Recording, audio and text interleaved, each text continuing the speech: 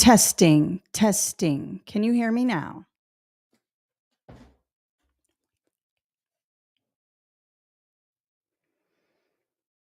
Testing. Can you guys hear me? Still no sound. Good morning. Nope, nope, nope, no sound. Okay, hang on.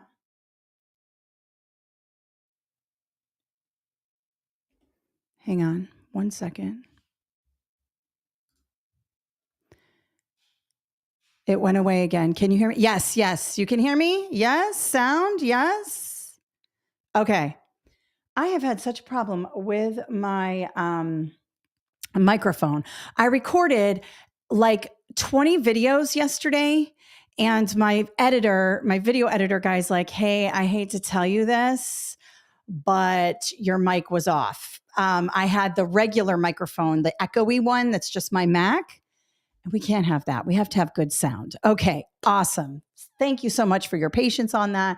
Sometimes this happens when we are live, but it's all good. Okay, so it looks like you can see me, hear me, all of that. Today, we are going over the Praxis core.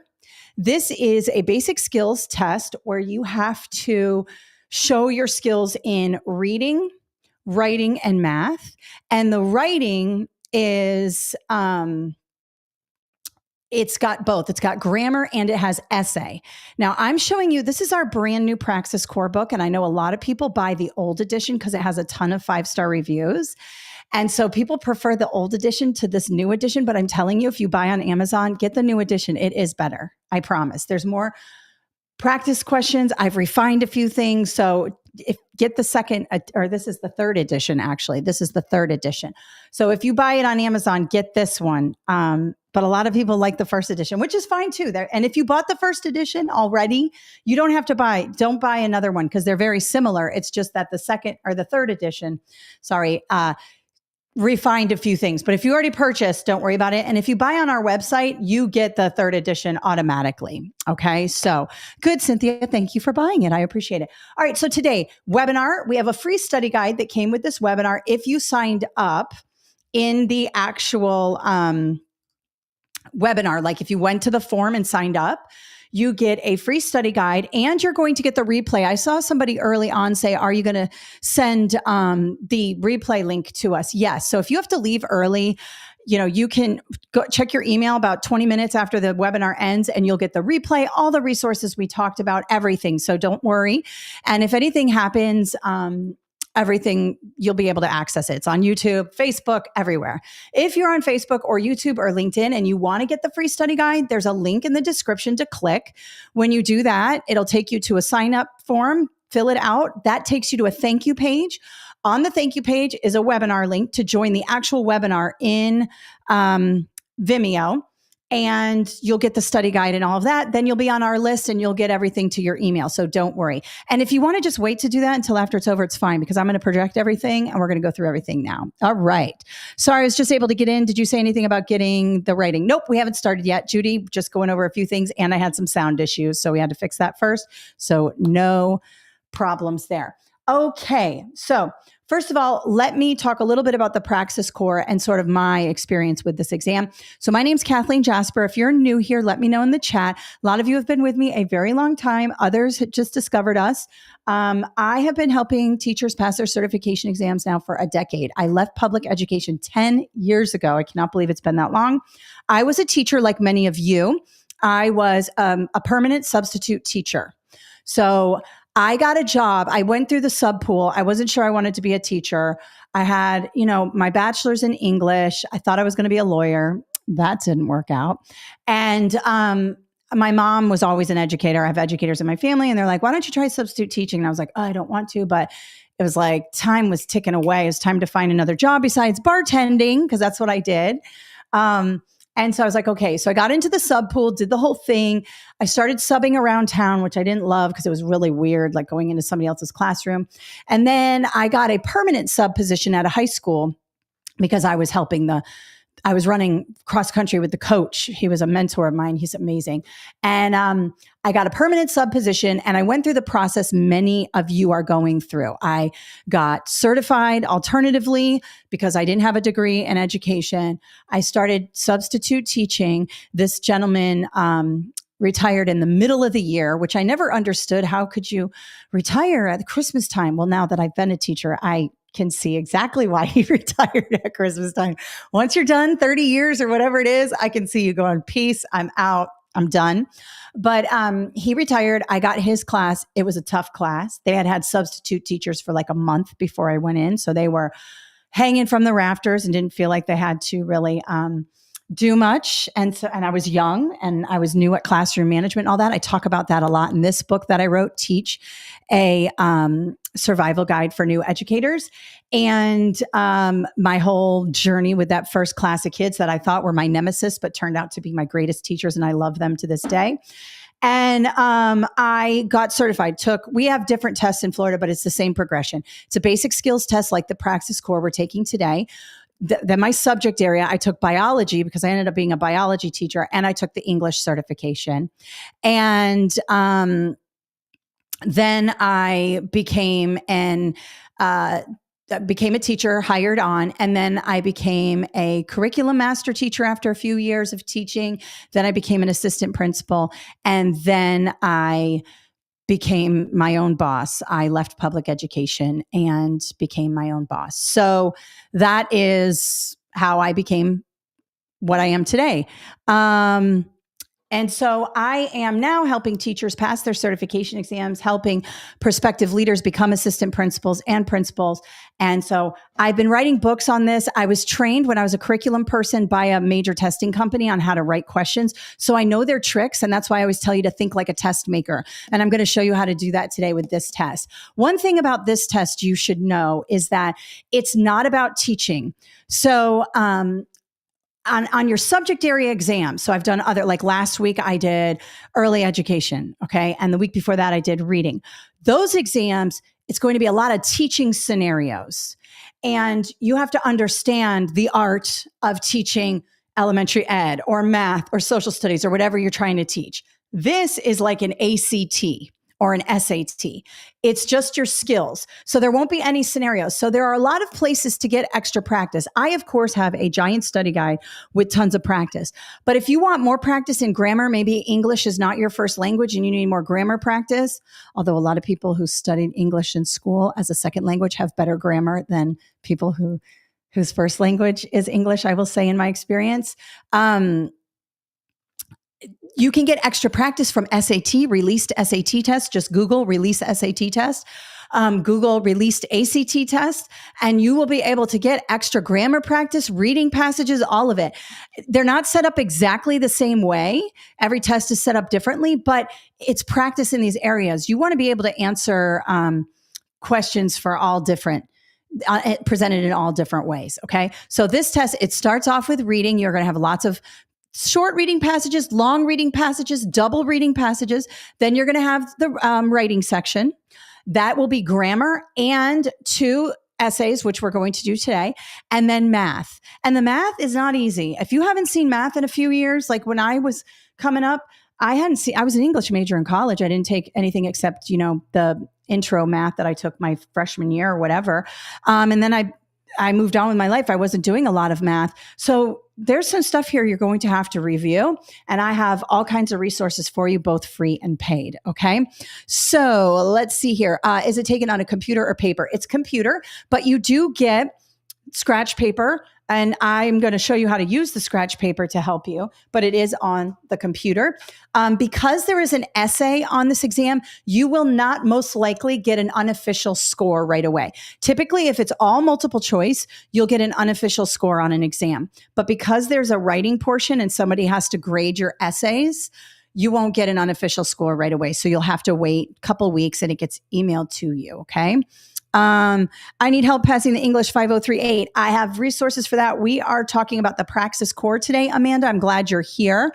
On my website, I have a webinar for the 5038. I also have resources for that. That's the high school English teaching exam. This one is a little bit different.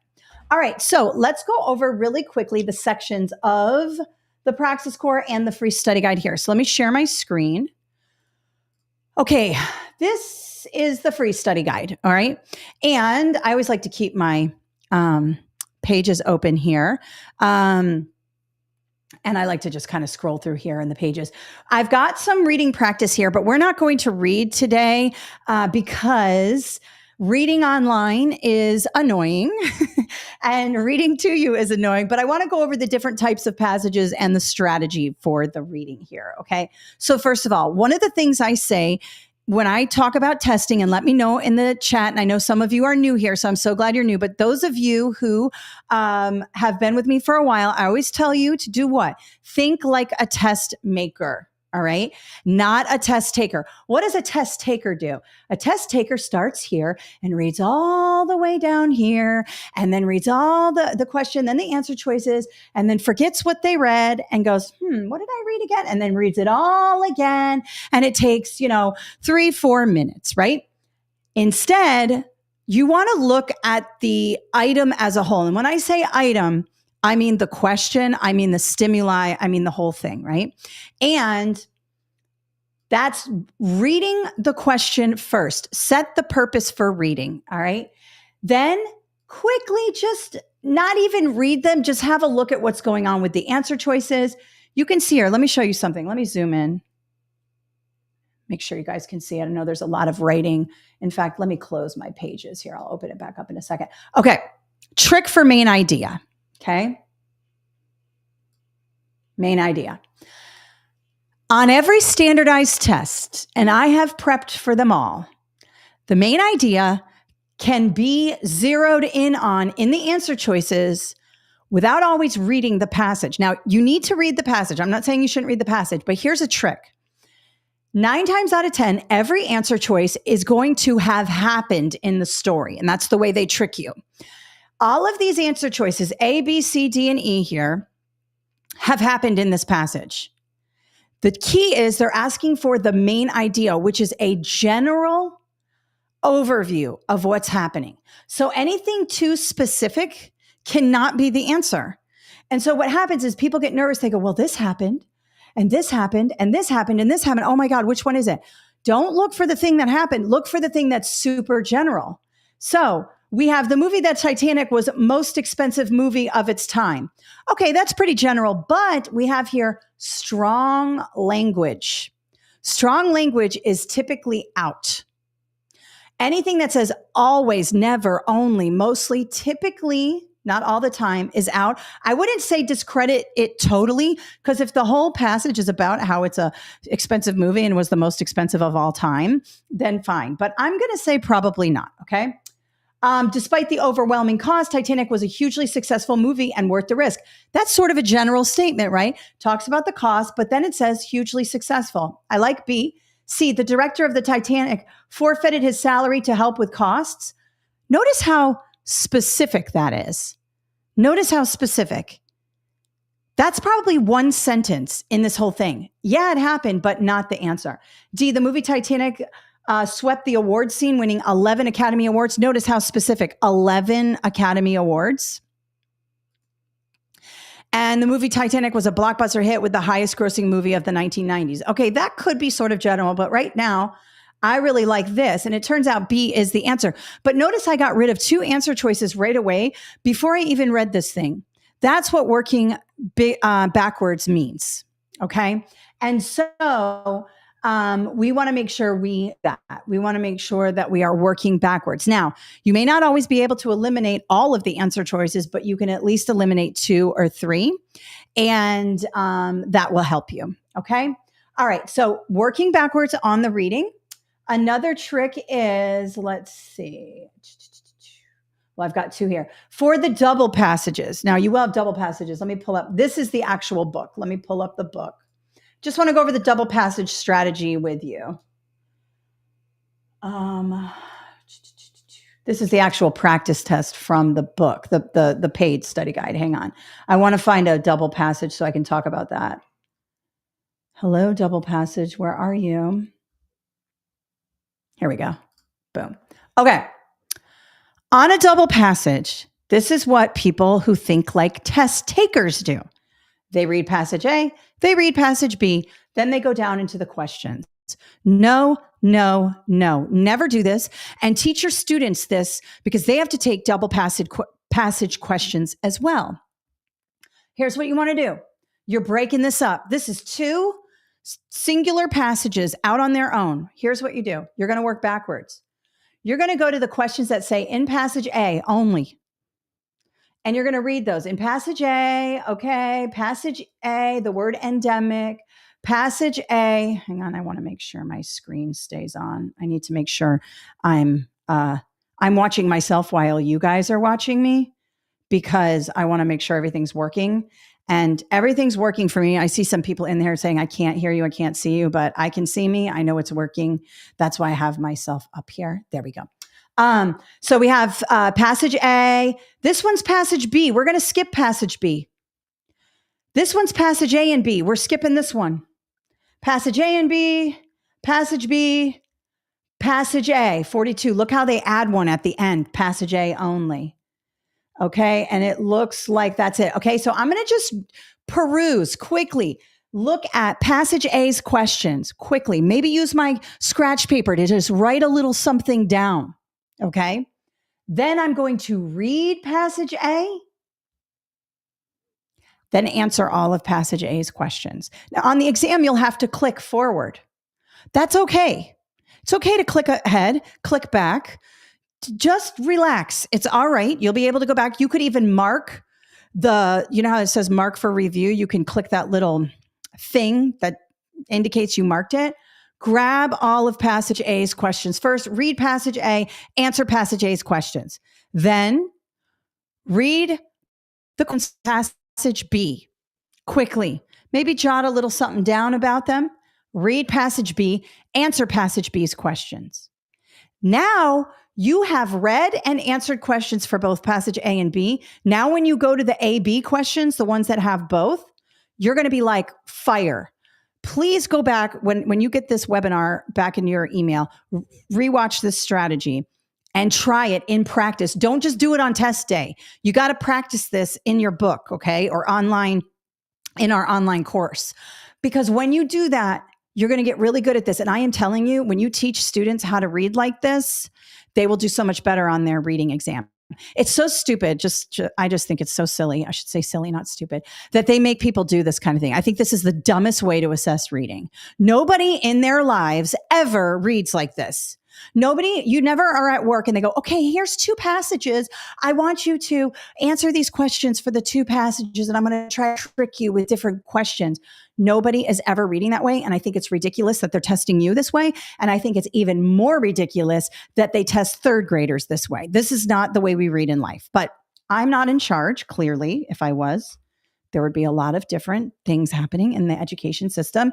And so this is what we have to live with. So let's beat them at their game and think like test makers. So real quick, I'm going to summarize it again. Go click over. Find all the questions for passage A. You may even want to click them to highlight them on the screen, like mark for review. Okay. Read them, jot a little something down on your scratch paper about them. You don't have to write the whole question. Okay. Just a quick, main idea, passage A, vocab word. What did I say? Endemic, blah, blah, quickly. And then read passage A, answer passage A's questions. Then go into the questions, read all of passage B questions only, read passage B, answer passage B's questions. Now you got all the information, you've answered them, you know these two passages so well. Now the double questions, A and B questions, you are going to be able to do no problem. Okay? So I'm telling you, I stand by this. It's an ACT hack, it's an SAT hack, it's a reading test hack, all of them. I've been teaching this reading comprehension strategy for a long time. It helps a lot of people. Okay. All right. So again, we're working backwards, thinking like a test maker. All right. Now that's pretty much it. I mean, I have more reading strategies. I have an online course I'm going to show you at the end. The online course has videos. It comes with the study guide, everything. You're going to get a coupon code, but I have a lot more with the reading, but I don't want to read to you online. Practice that and practice it with your kids in the classroom. If you're a social studies teacher, show them how to read social studies strategically. It's going to help them with their reading scores. If you're a science teacher like I was, it's such an opportunity for reading. Get that informational text. And the last thing I will say about the reading test, read more. Kids think there's a silver bullet on passing the reading. So do adults. They go, well, I can't pass the reading. And I say, well, how much are you reading a night? And they go, I don't know. you got to read more. That's the only way. Read more. It's funny because if I don't read and then I try to read something, I'm like, I'm trying to read it and it's all weird. And I'm like, I have to reread it. But if I've been reading every day, like 20 minutes a day, 30 minutes a day, and I've been like reading literature, or like I've been in my books, or I've been just, really focusing on my reading, I'm cooking through it. Like I'm reading big words. I'm breaking it down. I'm going quickly. It's just like running. It's just like lifting. It's just like anything. You have to use it or you lose it. So keep reading. All right. The next part is the writing. And I know a bunch of you are here for the writing. And we're going to talk about that now. So let's go here. We are in this part. Now, I'm not going to do every writing one, but I am going to work on, and you don't have it. Oh, we do have our source-based essay. I am going to do the source-based essay and the argumentative essay with you. So now we're on the writing portion here. Okay. So let me go ahead and share my other screen so you can see my, let's go here. All right. So let me know in the chat what you guys are working on in terms of the reading. Like, how are you feeling about the reading or the writing? We already went through the reading. Tell me about the writing. What are some things that are tripping you up? I'm going to talk to you today. Here's one thing I will tell you about the writing. Get your grammar down. When you get your grammar down, it's going to help you because you're going to be able to grab a lot of extra points in the multiple choice. Get as many points in the multiple choice that you can, because when you do, you'll be able to bank those points for the writing portion. The writing portion is worth, the actual essay is worth 25% of your writing grade. Okay. So that's important to know. And you want to make sure that you're getting both of your points on the multiple choice and on the, I had to get my presentation already. I forgot to share my thing. You want to get your points everywhere you can. Okay. And today I'm going to show you that. Okay. Someone's saying, I don't understand the grammar errors. Okay. Alicia, sorry, either way. The grammar errors. That's probably because you weren't taught grammar explicitly. Now, I have a couple things that will help you. I have a paid online course for the writing, which goes through every single grammar concept in the world. Grammar is my jam. I'm an English major. I love grammar. It's a lot like math. There are rules. It's not ambiguous. You have to use a comma conjunction in certain situations, just like you have to use PEMDAS in math. You have to use a semicolon in certain situations, and you can't just throw it in wherever you want. There are actual rules. And so you want to make sure you understand those. So I have a grammar playlist, and we'll link that up in the email that's coming out to you after this is over. So that's free. And I go through a lot of stuff there. And also my writing online course is very comprehensive, very, very, very comprehensive. And if you are struggling with the grammar, in this study guide, I have a very extensive grammar section. Don't just do the practice test. Read through the grammar section because I go through everything and it'll help you there, okay? Grammar and spelling, I have some learning disabilities. Okay, Chastity. And even with people without learning disabilities, grammar can be hard because it's not taught explicitly anymore. The grammar playlist is so helpful. Oh, I'm so good, April. Thank you. Okay. Science background, so source was easy. Source-based, Laura, science background, so source-based was easy. It's the argumentative that people have. And I will argue that too. The source-based essay looks difficult, but it's actually easy because you have everything you need to write it. The argumentative, you have to sort of come up with stuff in your brain. All right, let's get into it. Let's start with the grammar, okay? Let's start with the grammar here. Okay, so this is one that you might see on the exam. Let me get my pen ready. And I use blue pen because I know people have color blindness. I've been trying to be as aware of accessibility as I can. So you can get the captions for this on Facebook. The captions will come out as well on YouTube. And also I use blue because I was using green and purple and red to like do different things. And then I had somebody write me like, hey, I can't see it. I'm colorblind. I'm like, oh my gosh. So I use blue all the time now. Let me know if any of you are having a hard time seeing this and I will modify. All right. So you're going to have things like this where you have underlined portion and you determine which part is the problem, which part is the error. Okay. And so we have here, Aunt Judy was happy to see that my mom was sitting with my sister and me. So we have this one, this one, this one, this one, or this one. Now, don't be afraid of no error. No error is right just as many times as the other ones are correct. Okay. A lot of people think, oh, I can't choose no error because the whole point of this is to choose the issue. But if there's no issue, there's no issue and it's okay. So let's read it. My Aunt Judy was happy to see that my mom. So we don't need were. Aunt Judy was, one person was, singular. That's good. So I'm going to cross off A. That my mom. Now, lowercase mom works here because it says my mom. If I were to say mom, if I were to say to see that mom was sitting with my sister and me, then it becomes a capital letter because mom becomes a proper noun. So my mom, this is just one of those things. My mom is lowercase. So this is correct too. Was is correct and my mom is correct. So we don't need B. Were, again, that my mom was, one person was. Now, a lot of you are choosing D, and I'm so glad you did. All right. A lot of people like to put I here, and I hear this all the time on news broadcasts. I see people on TV doing it. And here's the thing. It is wrong, wrong, wrong. Let's talk about direct objects. In a sentence, you have subject pronouns and direct object pronouns, or object pronouns. You can call them object pronouns, okay? The subject happens in the subject and the direct object happens in the predicate, okay? Subject pronouns are I, me, I'm sorry, not me. Come on, Jasper. I,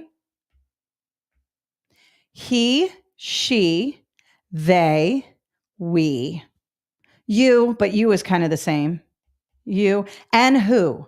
We're going to talk about who versus whom in a minute, okay? Direct object pronouns, or let's just call it object pronouns because there's direct and indirect. You don't really need to know that right now. So object pronouns are me, him, her, them, us, you, and whom. I'm sorry for my bad handwriting. I've been typing a lot. And let me put whom over here. Those are object pronouns, okay? The way to figure this out is to take out with my sister. Would you say my mom was sitting with I? Or would you say my mom was sitting with me? You would say my mom is sitting with me. Now, this is something lots of people do. It's called overcompensation. And what it means is when we were kids and we would say, Mom, can me and Judy go to the store? And she would say, who? Can me and Judy go to the store? And she would say, who? And you would say, oh, can Judy and I go to the store? Can my sister and I go out to play? And so what we've done is we've sort of made this I an all around usage for a pronoun when it's incorrectly used in the predicate. This should be an objective pronoun, object pronoun. Okay. It's just like saying, who did you go to the dance with? You don't say that. It's with whom did you go to the dance? Nobody speaks like that anymore, right? But that is correct. So a quick thing to do here is to take out the other person and see if it works. And in this case, it does. In this case, me is correct, making this no error. All right. It's tricky. Tricky. Another one I will talk about. Do I have it here? Let's see. Okay.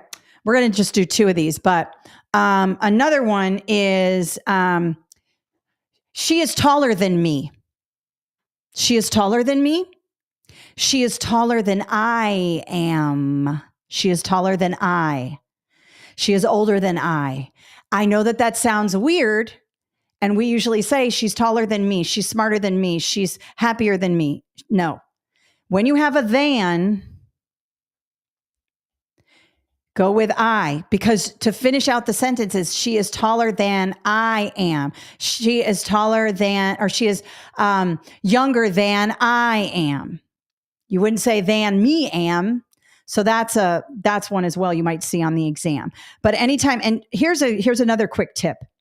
If you see this with here, What comes after it is an object. So that's when you will have whom. With whom did you go to the dance? I went with him. I went with her. I went with them. Do you see how you answer that question with an object pronoun? With whom did you go? With him. You wouldn't say, I went with he, I went with she. Now, I would say, who went to the dance? He went to the dance. She went to the dance. With whom did she go? Him, her. I know nobody speaks that way anymore, but make sure you know the difference between who versus whom. I go over it a lot. I have a couple videos on TikTok. I have many videos on YouTube. I cover it definitely exhaustively in this book and in my online course. Okay. So I know it's grammar, guys, and it's not taught explicitly. We sort of forget about it, but it's very important. All right, let's take a look at this last one here. And we have 5 answer choices on this test, which is harder than just 4 answer choices. I will say that. Now, remember, no error can be right. Don't discredit the no error. All right. The book, To Kill a Mockingbird, is part of the high school English curriculum, but many schools have banned the book. All right. So we have this little adjectival clause here, also called a nominative clause. Basically, you have to be able to identify independent clauses here, the actual sentence. And the actual sentence is, the book is part of the high school English curriculum. That is an independent clause. It can stand on its own. But I decide to tell you a little bit about the book. I name the book. And when I do that, it must be separated by 2 commas here. Because essentially, I could take out this whole thing and just say the book is part of the high school English curriculum. It's not essential. And anything that's not essential needs to be bracketed out. It could also have, let me do an eraser here. You could also have, and I don't think you'll see M dashes on this exam. You'll see them on the SAT. And the ACT. They love M dashes, but you could also do M dashes. I love an M dash. That's my favorite punctuation. Nerd alert. These are called M dashes. They can act as parentheses or 2 commas. And when they happen in the middle of a sentence, you got to have 2. Have to have 2. But either way, this is correct. The book, To Kill a Mockingbird, is part of the high school curriculum. The commas here work. I just wanted to show you other ways in which you could do that. Okay. But I love an M dash. I would have used an M dash in the sentence. Okay. Now, this is what's in question here. But many schools have banned the book. All right. We have 2 independent clauses. The book is part of the high school English curriculum, and we have many schools have banned the book. When you have 2 independent clauses, something has to happen. You cannot only have a comma and you cannot only have a conjunction. In this case, we only have a conjunction, the but. Now, this is a coordinating conjunction. They're what we call fanboys. Okay? Fanboys. For, and, nor, but, or, yet, so. Those are all of the coordinating conjunctions, and but is one of them. These are weak. These cannot separate 2 independent clauses on their own. They must have a comma in front of them. Also, a comma cannot separate 2 independent clauses on their own. They must have a coordinating conjunction. Now, if you said something like this, the book To Kill a Mockingbird is part of the high school curriculum, but difficult to read for students. Difficult to read for students is not an independent clause. So you could have the but there on its own. But as soon as you say, but it is difficult to read, you throw in that it, you throw in that subject, and now you have 2 sentences on each side of the but, you got to have a comma conjunction. So in this case, we need D to be the answer here. When you see 2 independent clauses separated only by a comma, and I cover this as well in more detail, that's called a comma splice. It's incorrect, and it's the wrong use of a comma. You have to have a comma conjunction to separate 2 independent clauses. You can have a semicolon In fact, the only way to use a semicolon correctly is to separate two independent clauses. I see people using colons all over the place for all different kinds of reasons, and it's wrong, wrong, wrong. And that's really, really important. So if I wanted to, and RJ, yes, the independent clause is the subject and verb that can stand alone. Yes, independent can stand on its own. All right. Why is no error underlined? It's because you are correcting underlined parts. So in the test, they will often underline parts. And so no error is like an option. It just means there's an option there. It's no error is like saying there's nothing wrong. So it's part of the sentence. You could change this but to a semicolon, but you have to take the but out. Never, never, never. Here's another rule.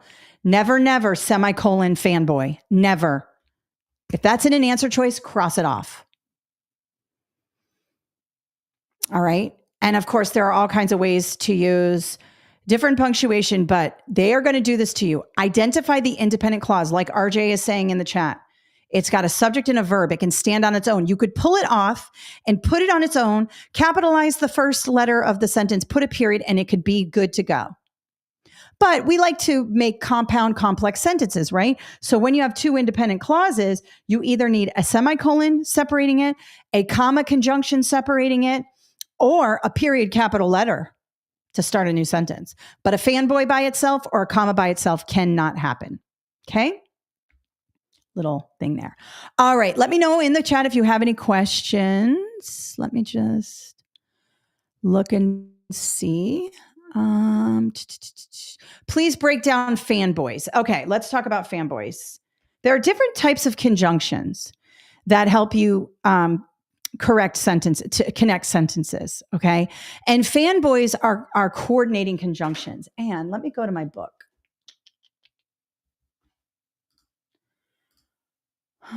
Give me 1 second. I'm going to go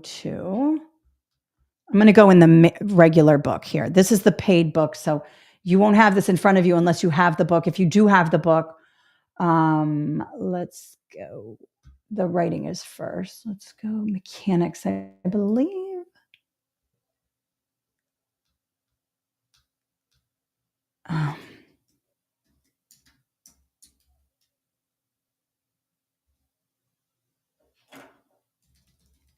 Hang on.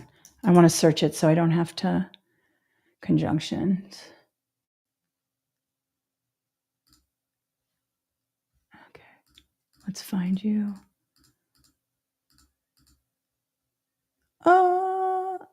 There we go. It's going to be in here. There we go. Fanboys.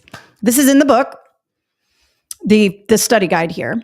And you can see that fanboys stands for and, nor, but, or, yet, so. Okay. And in these particular conjunctions cannot separate two independent clauses. You have to have a comma plus a fanboy here. Okay. And if you, this is page 165 if you have the full study guide. I've got the full study guide projected. It's going to be different if you only bought the writing portion. You can buy, just for those of you out there, if you only have the writing to pass or you only have the reading to pass or the math, you can buy this separately digitally on our website. I'm going to show you later once we're done with this whole thing, okay?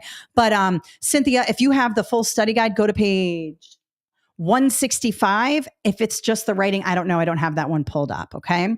So also the good thing about the digital guide, if you have the digital guide, you can Control F or Command F and search. I don't know why when I searched fanboys, I typed in fanboys, it didn't come up, but fanboys, and it'll pop up and you can hit enter until you find it. Anyway, that's a way to search a PDF right there. Okay. So will that book work for any state Praxis core? Yes, the Praxis core is the Praxis core in all different states, Sarah. It'll also help you with other basic skills tests because they all test the same thing. Okay. All right, Cynthia, good. I'm glad you're on the page. So these are the fanboys. Typically on the test, they're going to do and but, maybe a yet or an or a so, but you know, it's typically and but that you see on the test. And let's just have a look at this one here. Let me zoom in a little bit more. All right, let me close this page out. Okay, so Do you see how we have the sentence here? We went to the bagel shop and had breakfast. You do not need a comma conjunction here because why? Or a comma fanboy, I'll say. I'll keep referring to them as fanboys. Had breakfast. Is that a sentence? Like I think it was RJ said. Does that have a subject and a predicate or subject and a verb? No, it just has a verb phrase, had breakfast. So you do not need a comma in front of the and. However, as soon as you say, we went to the bagel shop and we had breakfast, now you have a noun and a verb, a subject and a predicate. Now you have an independent clause. It's a small independent clause. It's not a very long one, but it's still an independent clause. Now the and alone will not work. You must use a comma and here. Okay. So the way you want to do it is, what's going on before the conjunction here? What's going on before the fanboy? Okay. Independent clause. We went to the bagel shop. Could I put a period here and let it stand on its own? Yes, I could. All right. Here, had breakfast. Can I make that a sentence on its own? No. So I don't need the comma. The coordinating conjunction is strong enough to hold an independent and a dependent. As soon as I add a subject here, and now I have two independent clauses, it's not strong enough. It can't hold them. It needs help with the comma. Also, the comma doesn't work there on its own here. You couldn't just use a comma. That's called a comma splice. Okay. All right. It is on page 151. Oh, good. Sharon, thank you. Or Shannon. Shannon's using the second edition. This is the third edition. And she says this is on page 151. Thanks, Shannon. Appreciate it. And again, if you already bought the second edition, you do not have to buy the third. It's going to be a lot of repeat. It's just a little bit fancier. No big deal. Ella, would I need to use the Praxis Core if I have your book Praxis 2? Yes. The Praxis 2 is different than the Praxis Core. The Praxis Core is the Praxis 1. The Praxis 2, I believe you're referring to, maybe is your subject area. And that is going to be probably elementary ed, or I don't know what your subject area is. So this has nothing to do with teaching. This is the basic skills. But you need to make sure you have to take the Praxis Core. You may not have to in your state. You need to figure that out. But a lot of states that use Praxis make you take the Praxis Core. All right. So that's breaking it down. Now I want to get to the actual writing portion of this, or the actual essay portion, I should say. Now, here's the deal. The grammar that we just went over, you need to get really good at that because you're going to get extra points on your multiple choice if you can get those correctly. And it's all one thing. The essay and the multiple choice is scored together. So bank as many points as you can in that grammar. All right. Okay. Here we go with the argumentative essay. Can you explain misplaced modifiers? I'm not going to go over that right now, Wendy. I do have it in my online course. I have it on my YouTube channel, and it's in the book. All right.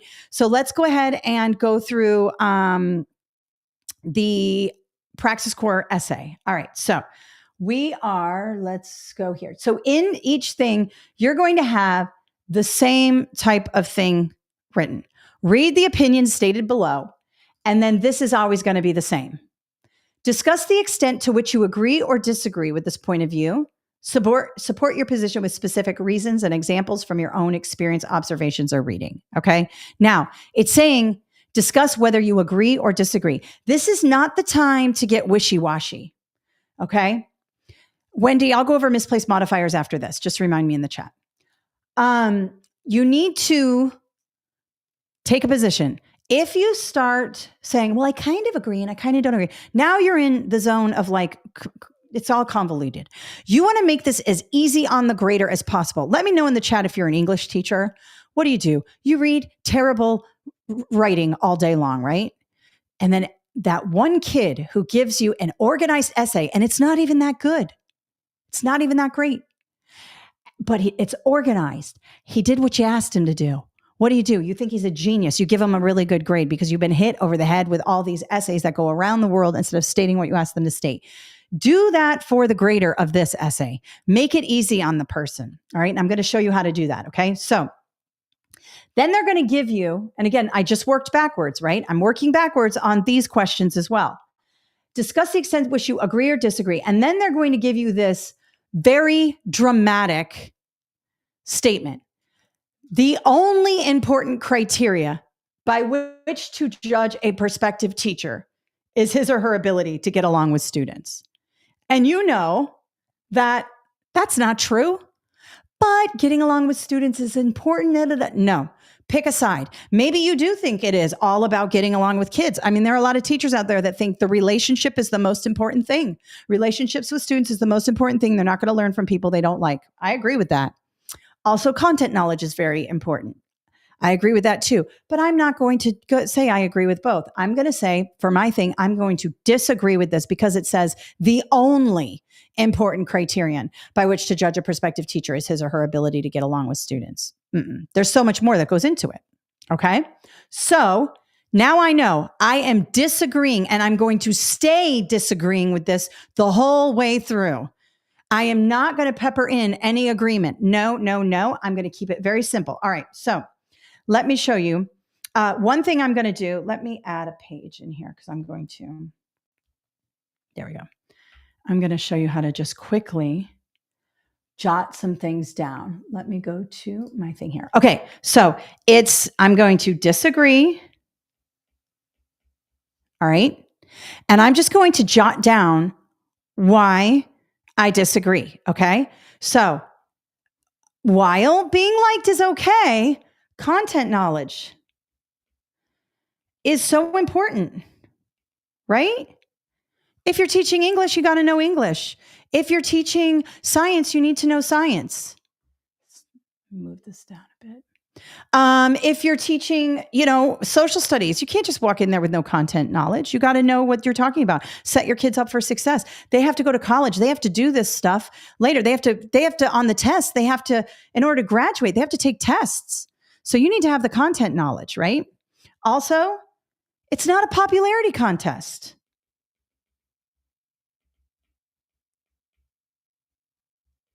Oh my God, my handwriting is contest. My handwriting's terrible, you guys. I apologize. I have not been writing. I've been doing only typing. Oh, it's terrible. All right. And so I've got this here. And now what are some examples? Quickly, I want to write some examples down because on this writing exam, the specific examples are what's going to push you over and get you the edge here. And someone's asking, how many paragraphs should we write? There is no paragraph limit. I'm going to show you a couple different ways. I'm going to show you how to write 3 paragraphs. I'm going to show you how to write 2 paragraphs. I'm going to show you how to write 1 paragraph. Okay. Give me a second. Would you write a counter argument or only if the prompt asks you? It doesn't ask for a counter argument, RJ. Keep it simple. It asks right to the point which you agree or disagree. You could say something like, some people believe that to be well liked is important. However, I disagree. And on this one, you can use I. You don't have to. Some of you are graduate students. And I know when I was a graduate student, I was in my doctoral program. If we ever wrote I, oh my God, we would be like, that was so against the rules, right? In this, it says, pull from your personal experience. Let's go back to that. Let me just show you where it says that. It says, support your position with specific reasons and examples from your own experience. Okay. So the source-based essay, you're not going to use I, but the argumentative, you're arguing, you could use I. You could, Judy, you could use the first person. You don't have to, though. You could say everything you want to say without saying I. Instead of saying I disagree, you could just say, it's ridiculous to think a person only needs to be liked by their students. There's so much more that goes into teaching, okay? Now, content knowledge, you want to prepare them for tests, college, workforce, that's way more important than being liked, in my opinion. It's nice to be liked, not the most important, okay? Also, in my experience, some of my meanest teachers, the teachers that were not well liked were some of the best. They had the best content knowledge. So I'm just going to put meanest were the best. Again, this is for me, not for anybody else. It's sloppy. It's all over the place. I don't care. It's for me. I've got my scratch paper. I want to stay on track here. Okay. Now let me show you what it would look like here. Okay. So I have 3 paragraphs here and I'm going to move this over just a little bit.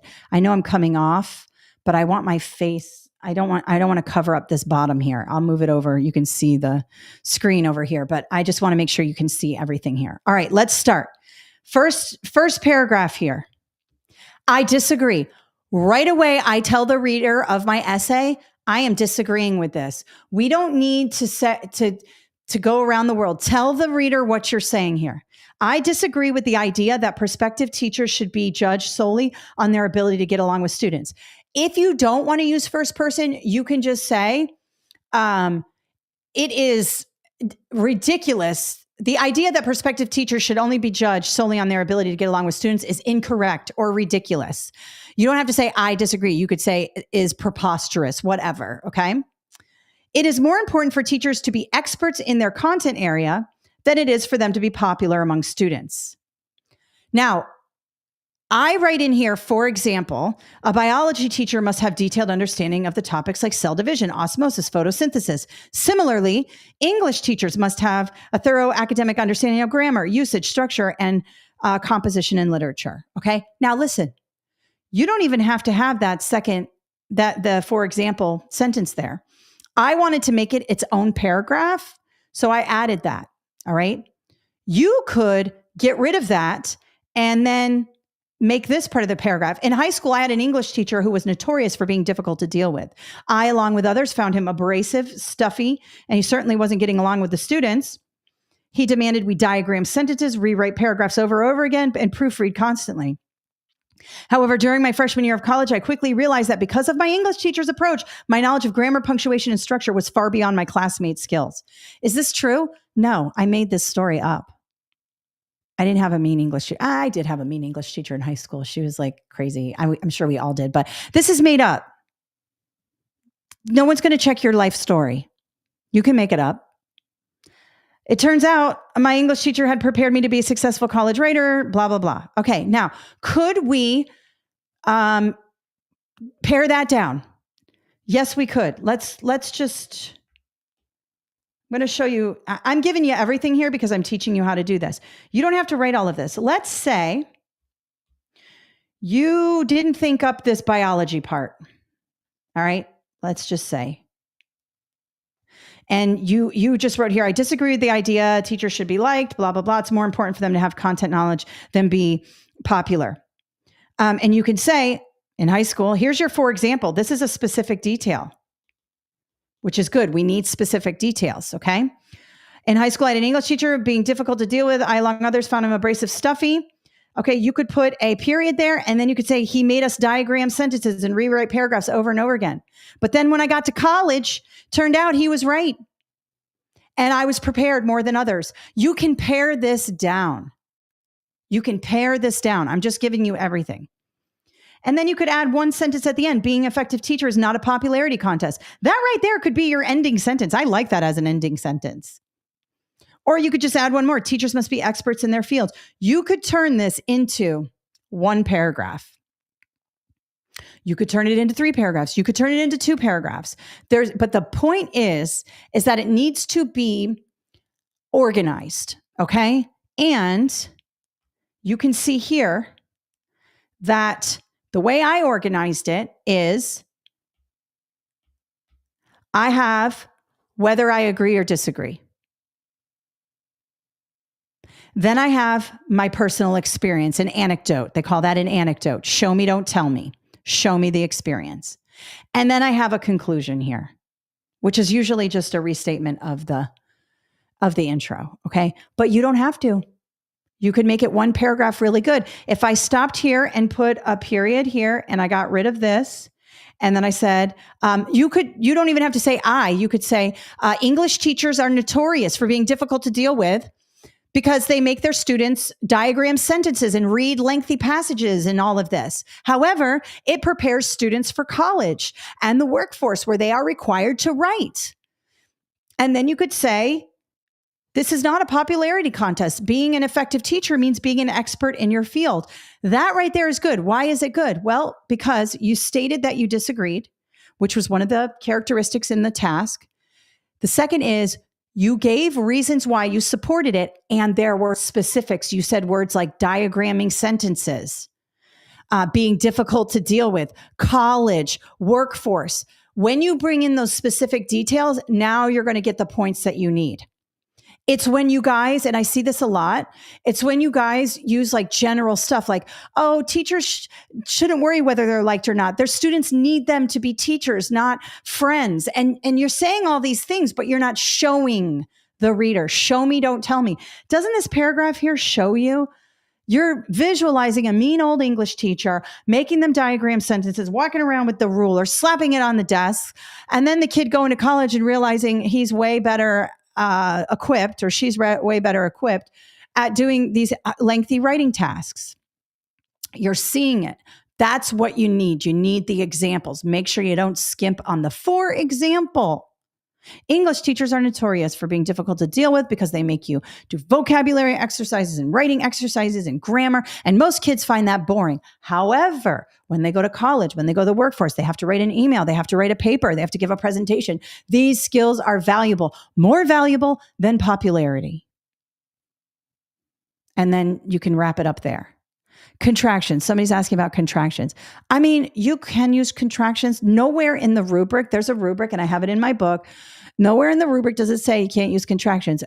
You can, but I would focus more on what you're trying to say. Small grammatical errors are not going to dock you enough points to tank you.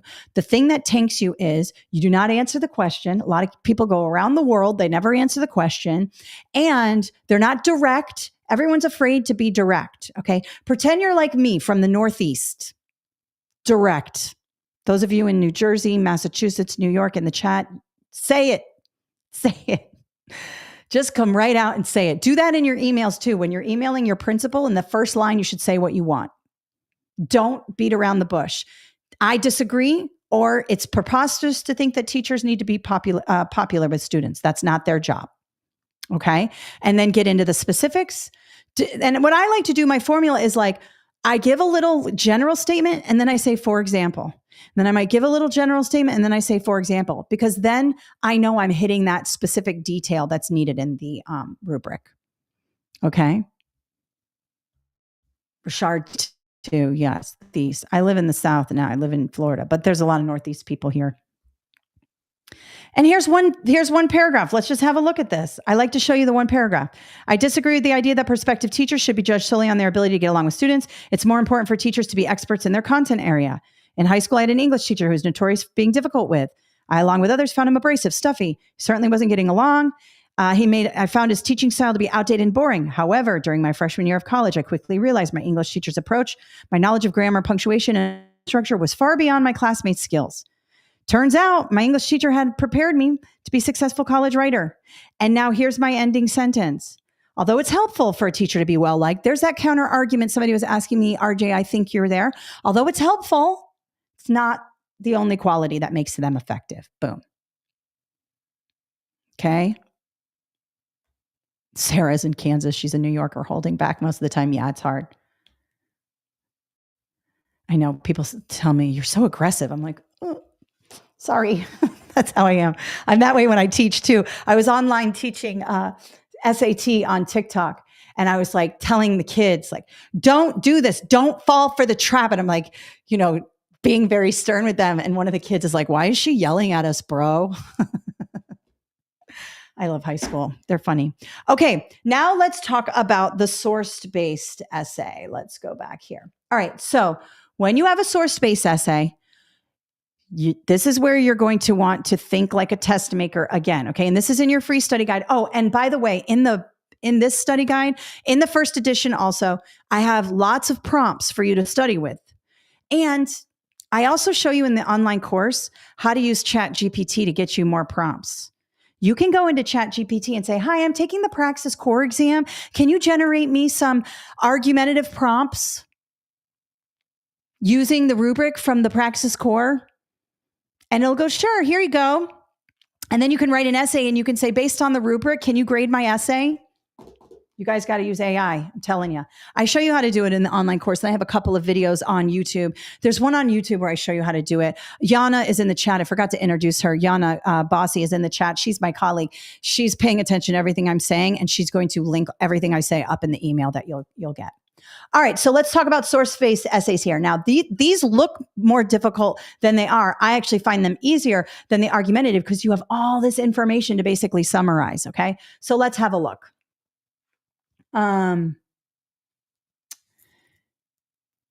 Source-based. Okay. So with the source-based essay, you're always going to have this. You're going to have they call it the assignment.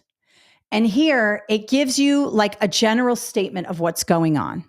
So in this case, it's artificial intelligence is progressing rapidly while science fiction, blah, blah, blah. And it's giving you a thing. Okay. I'm not going to read it to you. You guys can read it, right?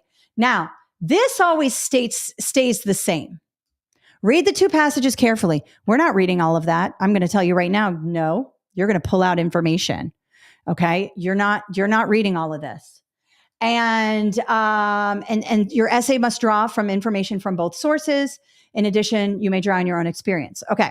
This is the one where I typically do third person. I usually don't write in first person for these. Okay. And then you have source one and then source two. And what does a test taker do? A test taker starts reading source one and then starts reading source two and then forgot what they read in source one and has to go back and has to go back to source two. And we're all over the place. All right. Here's what we're going to do first. We're going to look at the titles of both sources. Here we have, is artificial intelligence dangerous? 6 AI risks you should know about. Okay, so this is AI is bad. Let's read the second one. MIT Technology Review, AI, a force for good. So we have a AI is bad article and an AI is good article. So my little chart here, and I typed it because I don't want to write because my handwriting is terrible. The MAR article is AI is bad. The MIT is AI is good. Now, a lot of people are saying, hey, I got one where both of the articles were the same. Okay. One was, they were both good, or they were neither good nor bad. They were just explaining. Well, guess what? One article is explaining one thing and another article is explaining another thing. There is a difference between the two. Typically, you'll be able to see it in the title. If not, quickly skim the article to figure out where it's coming from.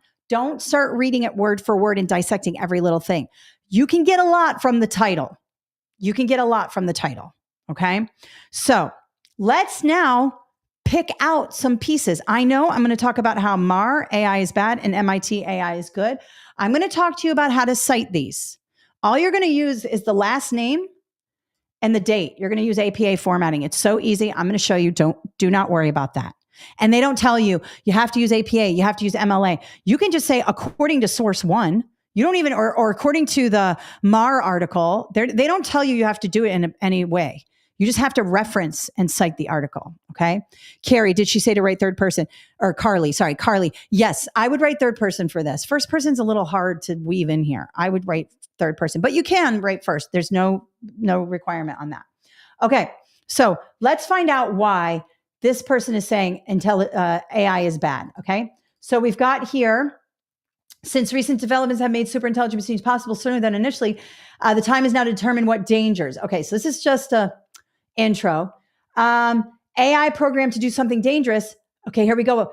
Autonomous weapons. That sounds dangerous. Programmed to kill. They might gain a mind of their own. That sounds dangerous. Once deployed, they'll be hard to dismantle or combat. Okay, got that. Second thing, I'm going to do 2 ways in which it's bad. It's good to have 2 examples. Okay, track and analyze data. It's possible for those machines to get information against you. Oh, cameras everywhere. Facial recognition everywhere. China is using it to get them for jaywalkers, smoking in non-smoking areas. Okay, so it's invading our privacy. Okay, yes. All right, so I got 2 things here. Let's go back to my thing. Autonomous weapons, tracking. Boom. Did I have to read the whole thing? No. Did I have to spend a million years in the one article? No. I got a gist of why it's bad. Okay. So MAR, AI is bad, autonomous weapons. And I gave here's a specific detail. And then tracking and privacy, here's a specific detail here. Okay. Now let's read the MIT article. Sorry, I'm scrolling weird. Okay. The first paragraph probably isn't going to say much. I'm going to skip down here. With finance, AI offers opportunity for underserved segments of the population to gain access to finance. Okay, that's one. Ooh, this one's talking about education. You know, education is my thing. Let me zero in on this. It can improve student outcomes. Oh, I like that. That's a overarching. Improving student outcomes is general statement. Let's get a specific here.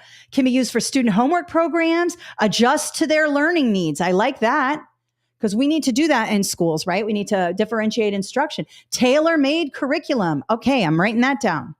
All right, let's go down here. Oh, it can be used in hospitals. Okay, collect information for patients, pre-diagnosis. All right, I like that.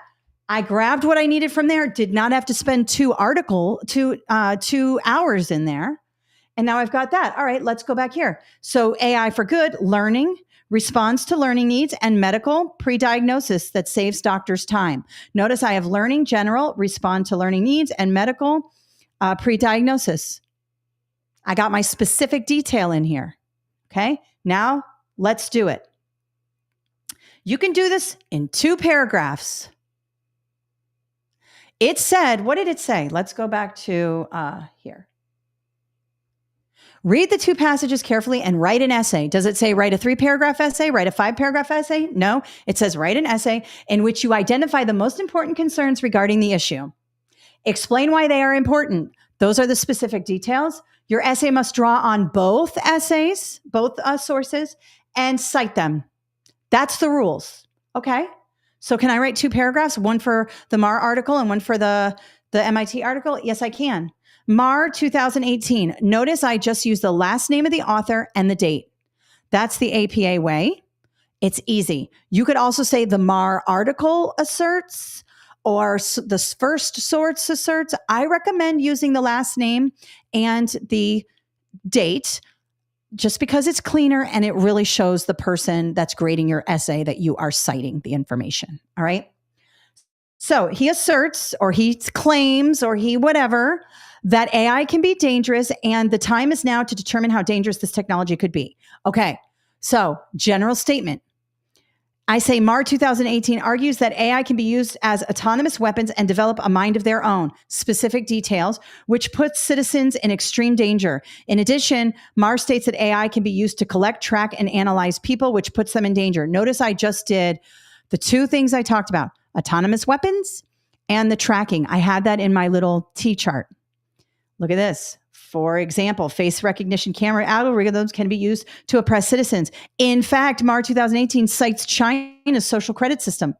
Blah, blah, blah. This goes against the basic principles of American independence. This I added. This is me. But the rest is a summary of what is going on in the article. This is a summarization of what they're saying. Put it in your own words. You are using their information as well. Don't copy word for word. Summarize it, but cite. And notice here I got citation here, citation here, citation here, citation here. I check, check, check. All right. And it's a well-written paragraph and I have specific examples. Okay. Now let me move up so you can see this part here. All right. Conversely, MIT released an article in 2018 that praises AI and outlines ways in which it can be used as an effective tool, even improve citizens' lives. So again, this works. Someone's asking, do you need a thesis statement for both the source? Nope. You can start off with an intro paragraph, but it doesn't say that. What I want you to do is the most important part of this essay in terms of your scores is the specific details. Now, if you have time and you want to add an intro that says AI is developing at a exponential rate, blah, blah, blah, blah, blah, and you want to throw in a thesis, 2 articles have broken down the dangers and the benefits of AI.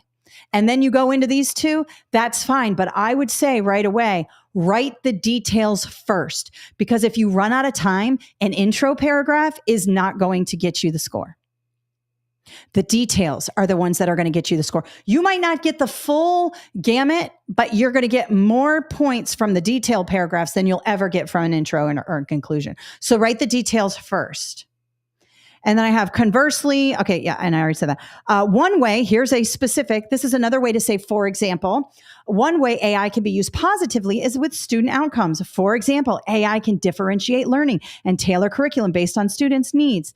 Notice that I cited that at the end. Here's one thing you should know about citations. And I have a really good video on TikTok about this that everybody watches. It's my highest watched video on TikTok. It's about citations. It's so nerdy. You can cite at the end of a sentence or paragraph. Notice here I say MIT, 2018. It's part of the sentence. It comes before the period. Or you can cite at the beginning. MIT 2018 shows how AI can be used in hospitals to improve patient outcomes. For example, AI is being used to collect advanced patient information for basic pre-diagnostics, blah, blah, blah. This works. This meets all the criteria. I'd probably get pretty good amount of points for this. I've summarized them both. I've cited them both, and I've used specific details from both. Boom. Now, if you are an overachiever, like I am a lot of times, and like Judy is, Judy's asking about a thesis and a conclusion, you can do this. However, you may not have time. That's why I started with those 2 paragraphs first. This is where all the points come from. But if you're one of those who's a writer, and I'm a writer, obviously I've written like a ton of books and I feel weird. Okay, fine. But make sure you have time for that intro and or conclusion. Okay. So Judy, if you want, and those others of you who are like, oh, I feel weird not writing an intro, that's fine. Write your details paragraphs first, please. And then if you want, you can use that little, let's show you here, this assignment piece that they give you to kind of summarize AI at the beginning. You can use that as your intro by rewording that. AI is advancing rapidly, and the last few years, technology has enabled people to do their jobs more quickly and efficiently. However, there are concerns about AI. And here's where that counter argument comes in. Some believe this technology can be used to hurt society more than help. The debate about AI being a tool for good or dangerous weapon is ongoing. And then I get into the 2 arguments, and then I have an ending here. The benefits and concerns of AI are just heating up. This technology is developing, blah, blah, blah. But really, this is all fluff. This is fluff. And this is fluff.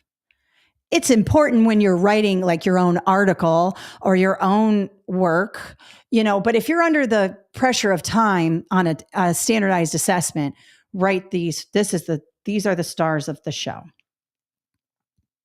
Okay. And again, I have lots of videos on YouTube about writing. In the online course, I go through it very extensively. You're probably going to have to write other essays if you are, trying to teach reading. There's usually an essay or an open response section there. What else? There's an open response section for the 5355. I saw a couple people who are special education teachers looking for that. There's all different ways that you're going to be assessed with writing. One way that I have found that works, and I use it a lot, is that you want to have a formula down.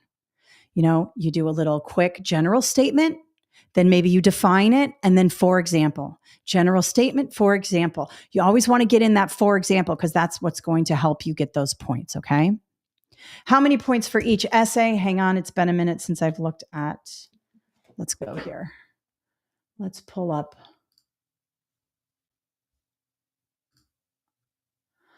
I have it in the book. I have it all broken down in the book, and I have the rubric in here as well. So, okay, so here's the rubric. Okay, so it's out of 6.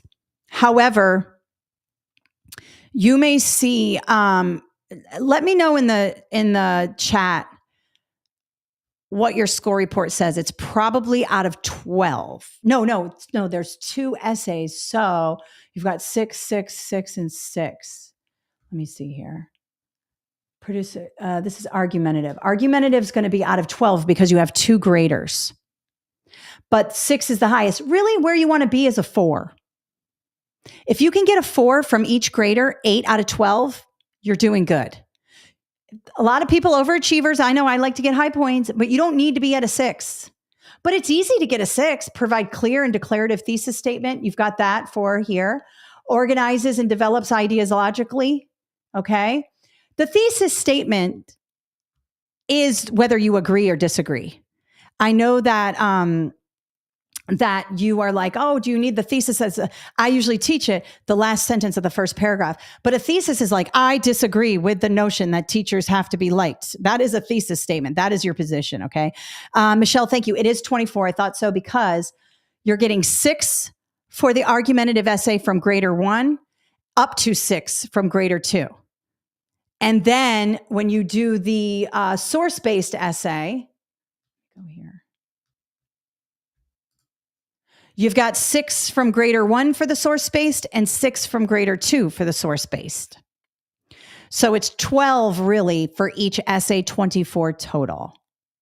Right, Michelle, 24 total. Yep, it's 12 each. So that's why some people are like, well, I thought it was out of 6, but you have multiple graders and you have multiple essays. All right. Now, I could go on and on for hours. We got to get to the math, okay? So keep practicing your writing. Reading helps strengthen your writing. And for those of you who are like, I'm a master's student, I write all the time and I can't pass the writing, you're probably doing too much. I have seen a lot of people do too much. Stop doing too much. Do just what's required. Too much confuses the grader. Too much, you lose the topic. Do what it says. Okay? All right. Let me just have a look here. We're going to math. We are going to math. Let me get to my thing here. Now, I can't do all the math. Math is crazy. Somebody said they used my math book to pass their math, which I'm super excited about. I really have been loving math lately. And a lot of you are like, oh, I'm not a math person. I'm a, this person. Everybody's a math person. You just had more success in English. Everybody's a grammar person. You've just had more success in math. I have passed the math and have not passed the reading and the writing, and this is so helpful. Oh, good, Letitia. I'm so glad. You're lucky you passed the math. Now, what I want you to do, Letitia, for those of you who have a hard time with the reading and the grammar, read more, write more, look at people's emails and be like, that's not grammatically correct. And that'll help you, okay? All right, so let's get started with the math. I just want to make sure we're here. Okay. I'm going to jump around with the math. Let me share screen really quick. Entire window. There's a lot of math problems here. Let's go to the free study guide. Let's scroll down. There's a lot going on here with the math. And I have the math section of this book is the biggest section because there are a lot of skills you have to know. And a lot of you have it's hard. It's hard. I see people online going, oh, it's a basic skills test. Yeah, it's basic skills, but I bet if I gave this to most of the country, they couldn't do it. So, Michelle, I passed math on the 4th time difficult. If you haven't been in school in many years like me, I've found taking the practices over and over helpful. Yes, and again, if you go through my practices, I have a bunch of them in here. I have 3 full practice tests, and I have many little practice tests inside the book. You can also do SAT math, the beginning 10, 15. And ACT math, don't go past 20. As you get higher in ACT, SAT, it's like trigonometry and really complex geometry. You will not have that on your Praxis course. It's up to about 10th grade math. And remember, I know you don't want to, I know it's hard because you're like, why do I have to take a math test if I'm teaching elementary ed? This is a requirement for 10th grade students. This is required for graduation. They are expecting you to have the same math skills as a high school graduate, and that's why they want you to do this. And I know it's been a while, but you can do it. I promise. I've taken the math test several times and cannot pass it. I really hope this helps. I have tried several things to help a special ed teacher here, and I have to pass in order to finish my degree. Okay, so we're going to do a little bit here. I do recommend my online math course if you don't already have it, Amy. There's a coupon code. I'm going to show you what the math course looks like in a second as soon as we're done with this math. But I go through every single problem in the practice test and I tell you why it is what it is. And I show you shortcuts and everything. Okay. Today, I'm going to show you a few shortcuts. I don't have time to go through everything. Obviously, math is tough. Yes, you can use a calculator, Chelsea. It's an on-screen calculator. So here's one quick tip. Think like a test maker that I would say is open up the online calculator you get with your computer and practice doing it on the screen. Okay. Because, I get used to this when I'm doing math at home and like writing math questions. I'm like, you don't get to do that. You have to do it on the screen. So there's usually a calculator app you can pull up on your screen. And for this, it's a 4 function. You don't get a graphing or anything like that. Okay. All right. Yes, Amy, I will sign up. I'm 50 and way out of practice. And here's another thing about math, you guys. Lie to yourself. Tell yourself you're good at math. You will become good at math. You just are rusty. I had to start doing a lot of math for this business. I was English, bio, and like reading. And then for my business, I had to really dive into like slope and trigonometry. And I'm like, my husband's a math teacher. He's a lot better at it than I am, but I know how to do it now. And it takes just doing it. And don't tell yourself I'm not a math person. That's a lie. That's not even a true thing. People are not math. The greatest mathematicians in the world were also artists. Okay. So you can be an artist and you can be good at math. You can be both. Okay. Do we need to know how to change fractions to decimals? Yep, you sure do. And it's so easy. I'll show you in a second. Okay. Oh, somebody wanted me to do misplaced modifiers. Shoot. I will get to that if I can before the end. Okay. Let's have a look at number 8. Let's go here. I'm pulling different ones out of the study guide. So this is number 8 in your free study guide. Okay. All right. So let's have a look. A model of a statue measures 8 inches wide by 6 inches tall. The scale of inches to feet used to make the statue is a ratio of 2 to 5. What is the height of the actual statue? So we have a model and we have an actual statue. Okay. And we have this. Whenever you see this ratio, you can use a proportion. All right. And that's what we're going to do here. You have some extra information here. I didn't mean to cross this off. Let me go here. We have some extra information. It's looking for the height, so it's looking for the tall. It's not looking for the wide, but it gave us the wide anyways, and that's done on purpose. All right. So whenever I see a 2 to 5, this is a ratio. It's a fraction. It can also be used as a proportion. Set 2 fractions equal to one another, cross multiply, and solve. All right. Now, Carly, do we have to know how to change fractions to decimals? So easy. All you have to do is divide 2 by 5. 0.4.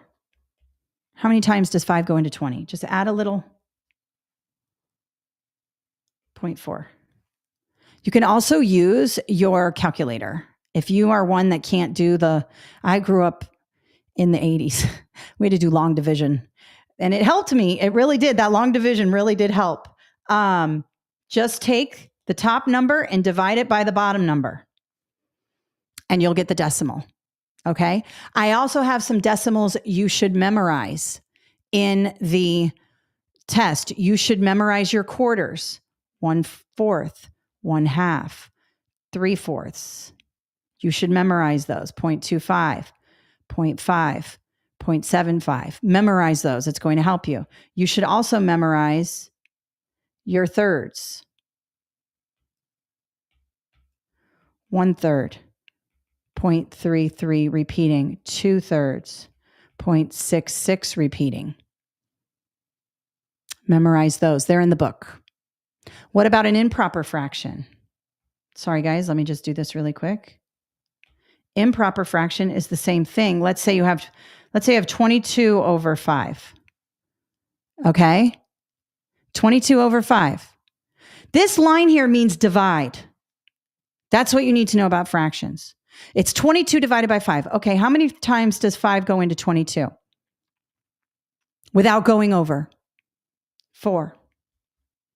What's the remainder? 2. How do I take a mixed fraction and do it to an improper fraction? 5 times 4, 20, plus 2, 22 over 5. Let's try that again really quickly. And people say, oh, I can't believe you don't know how to do mixed fractions. Some people did not get, like my daughter had not a great second year in school. She didn't have a good teacher, and the teacher was out a lot. And she missed some fundamentals that I had to supplement in there. So if you were young and you missed the fraction year, something happened, it can derail your math. So let's try it again. 22. Now, basically what I'm saying here, let's do the long division. 22 divided by 5, right? That's what we're saying. It's the same thing. Does 5 go into 2? No, it doesn't. Does 5 go into 22? Yes, it does. It goes into 22 4 times. 4 times 5 is 20. bring it down. Now we're going to put a little decimal here. Okay. So you can make it a decimal, bring down this. How many times does 5 go into 20? 4, 4.4. Or do it the old-fashioned way. What's the remainder? 2. Put the remainder over the denominator. This becomes 4 2/5. It's all division. It's all just represented in different ways. This is 4 plus 2 over 5. 4.4. 4.4. 4 and 2 over 5. 22 over 5. It's all the same thing. Okay? All right. Now let me get back to this. I'm happy to slow down and like have a look at these skills a little bit. But what I do recommend is you have helped so much. I think I missed the fraction year growing up due to being sick. It happens. One thing you can do is go into ChatGPT and say, like, I'm really bad at converting fractions to decimals, or I'm really bad at doing mixed fractions. Can you give me 10 practice mixed fractions, 10 improper fractions and turn them into mixed numbers? And give me the answer explanations, and it'll do it. It'll be your tutor. Talk to ChatGPT if you ever need it. You can also talk to me, and you can also get my online course. But I'm just saying, if you want more and more, it'll generate you worksheets. It's awesome. Okay, so let's start again really quick. I got off topic. Let's go ahead real quick one more time. We have a fake statue, a model statue, and we have a real statue. Okay. And the model of a statue is in inches. It's tiny, 8 inches wide. So it's only like this much wide by 6 inches tall. So it's a tiny little statue here. Okay. The scale of inches to feet to make the actual statue is 2 to 5, 2 to 5. And it says inches to feet, inches to feet. For every 2 inches, that equals 5 feet. All right. If that's true, and the model is 6 inches tall, what's the actual feet? What's the actual height? Why did I not use the 8? Because the 8 is the width. It's actually asking for the height, so we need the tall. Now, here's what I want you to know about proportions. Inches over feet equals inches over feet. Aren't we looking for the actual statue? We're looking for how tall in feet the statue is. Make it matchy-matchy. Inches over feet equals inches over feet. 2 over 5 equals 6 inches over, I'm not sure. This is what I need. I need this X. How do I find it? Cross multiply and solve. 2 times X is 2X equals 5 times 6 is 30. Divide by 2, isolate that X. X equals 15. It's 15 feet high based on the ratio 2 to 5 and based on the model. Okay. Let's just break it down one more time. It gave us the ratio. That's going to be like our constant. That's like our thing. Like that's not going anywhere.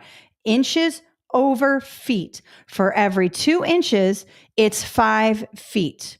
So when I set up my proportion, I want it to be matchy.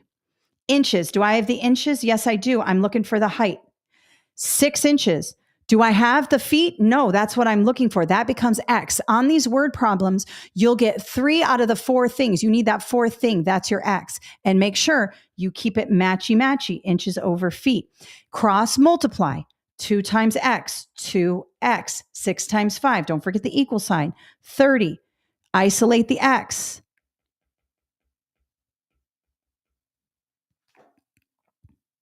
Let's try another one. This is another type of proportion. And the reason why I'm doing a lot of proportions today is you can solve a lot of problems with proportions. I use proportions all the time. Math teachers let me know. I mean, proportions like save me. When I'm doing like predictions for sales and all kinds of things, proportions help you. Let's look at this one. Okay. I like to work backwards. If there are 6,420 teachers in the district, predict how many teachers in the district want to work on a Saturday. Predict. That's a proportion also, if you've been, watching my stuff. Let me move this down a little bit because I can see online it's a little covered there. Okay, so here we go. 64 of 320 teachers in a district what does that mean? 64 out of 320 teachers in a district responded that they wanted to work on a Saturday before school started so they could trade that day for a duty day during the school year. If there are 6,420 teachers in the entire district, how many teachers in the district want to work? So what's going on here is they surveyed a pretty good sample size. 320 people is a good sample size. They couldn't survey everybody. They probably could now with SurveyMonkey and everything else you can do. But let's just say they didn't have the resources to survey everybody. So they randomly surveyed 320 people. And 64 out of them answered they want to work a Saturday so they could switch it, right? Well, they're asking how many teachers want to work. So 64 said they want to work. We're not sure how many for real want to work, but we know the total. The total is 6,420. This is what I have on here. Part over total equals part over total. Do you see that? 64 out of the total teachers surveyed. Part over total. Part over total equals part over total. They gave us the total teachers in the district, but based on this survey here, how many want to work that Saturday? Same thing, cross, multiply, and solve. Gotta get my calculator out, y'all. So we're going to do 64 times 6420.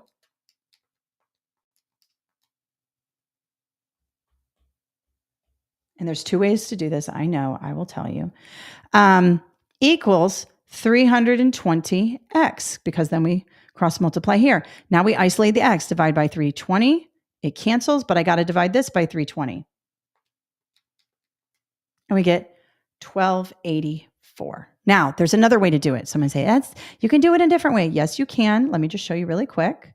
It doesn't always work out evenly, though. That's why I always do the proportion. I like to cross multiply and solve, but you may say, you don't have to do that. Okay, fine. Part over whole equals part, which we're not sure, over whole, which is 6,420. How many times does 320 go into 640? You can divide. So take 6420, divide by 320. And you get 20.0625.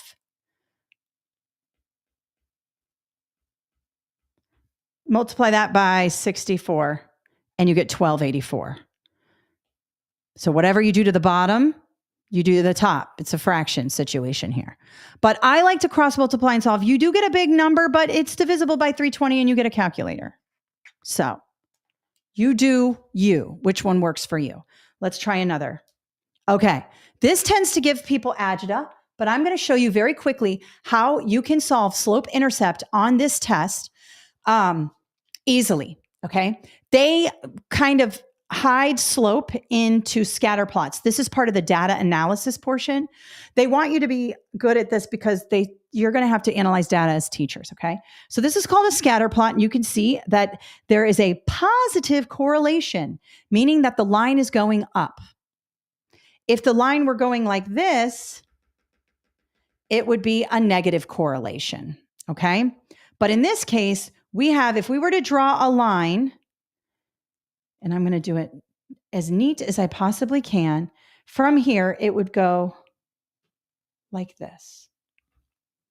Positive. So the slope is positive. Now, y equals mx plus b. Don't freak out. It's fine. The slope is m.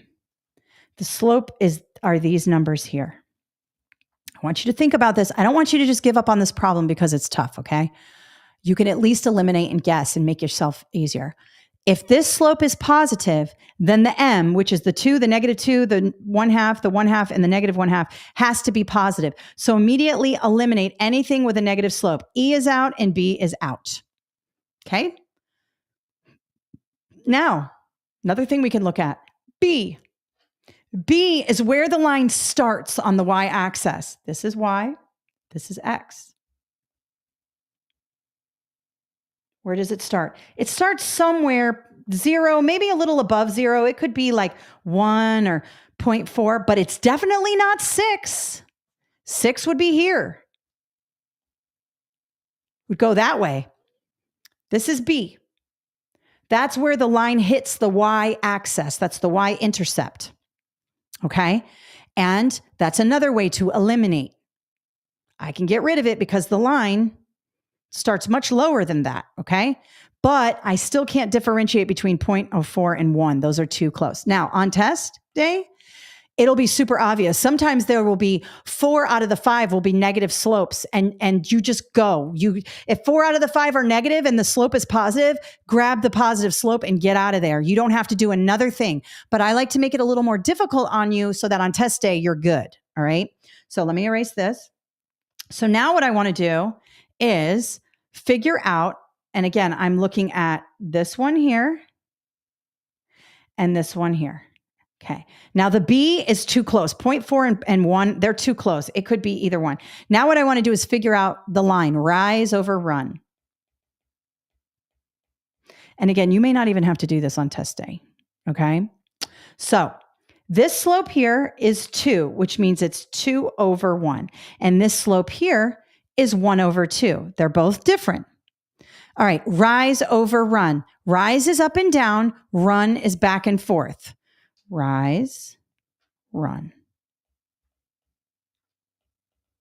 Okay, so your 2 is your rise. And in this case, we're not going down, we're going up. So if I go up 2, run over 1, up 2, and notice, see how the y-axis is by 2s? Be careful. 2, 4, 6, 8, 10. It's not 1. And the bottom is by 1s. So be careful. That's why I'm doing rise over run here. So up 2, rise, over run, over 1, up 2, over 1, up 2, over 1, up 2, over 1, up 2, over 1, up 2, over 1, up 2, over 1, up 2, over 1. Look at how it's going with the line, right? It's not perfectly on it, but it's a scatter plot. It's not going to be perfectly on it. This looks like it's my answer.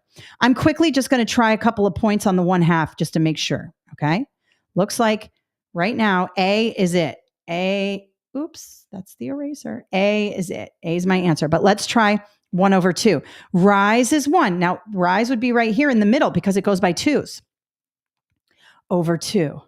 Up 1 over 2. I can already tell. Up 1 over 2. Not even close. Up 1 over 2. Look at this line. This is way down here. Not it. A is the best answer. So really quickly, let's recap here. First thing you want to do, look at the slope. Is it going in a positive direction or a negative direction? And on these, it will do either or. It may be a line also. It may not be a scatter plot. It may actually be a line. Like it may look like this. Okay, and that's fine.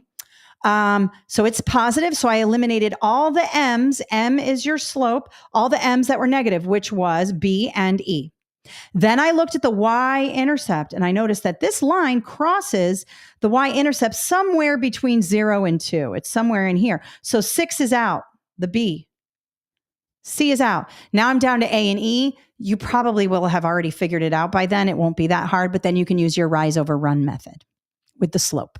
2 over 1 or 1 over 2. Remember, when we're talking about slope, it's 2 equals 2 over 1. That's the same thing. All right, let's try another one.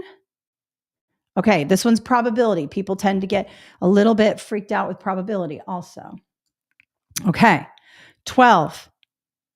A paperback. Oh, another thing I'm going to do. I'm looking at my answer choices. I see they're all whole numbers and I can see the word probability here. So I want to get my probability thinking cap on. Okay. A paper bag contains 6 red squares, some yellow squares, and 8 blue squares. The probability of selecting a yellow square is 5 out of 12. How many yellow squares are in the bag? Okay. This one seems hard, but it's not. First of all, we have the probability already equals 5 over 12. Part over whole. Probability is part over whole. Now I have to figure out how many yellow squares there are. Okay, so we have 6 red and 8 blue and some yellow. That's the total, right? That's the whole. 6 plus 8 is 14 plus yellow. So let's do 14 plus y. That's the whole. That's everything. That's the red, the blue, and the yellow. Now they're asking me what's the probability of the yellow. Here's the part. Y. You're going to use your algebra. This is the part. They're asking for yellow. Part over whole equals part over whole. Now we're going to cross multiply and solve just like we did with the simpler ones. So what is, and I'm going to get rid of these little labels here because it messes you up with the variables. Sorry. We've got part over whole equals part over whole. Yellow over total equals yellow over total. That's what they're doing here. All right, so cross multiply. What's 12 times y?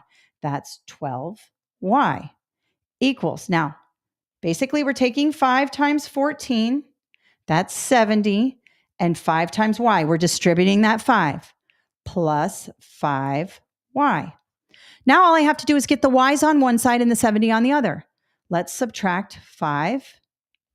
Subtract 5. Look how it's ending up.